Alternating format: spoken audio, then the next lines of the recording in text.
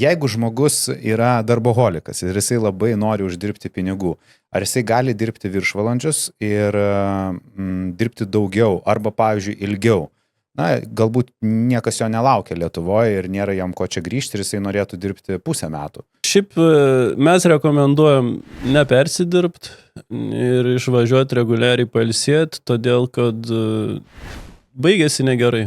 Žmogus pervargsta, atsiranda įtampa tarp jo ir kolegų. Perdegimų čia vadint gal galima.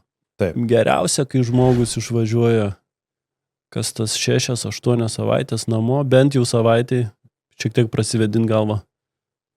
Nes jeigu ilgai lieka, dažniausiai baigėsi kažkokiu tai dalyku. Negerai. Supratau. Nereikia darboholikų. Šiaip. Ir apskritai statybos tokias sritis nėra saugu persidirbti ir pavargus eiti į objektą.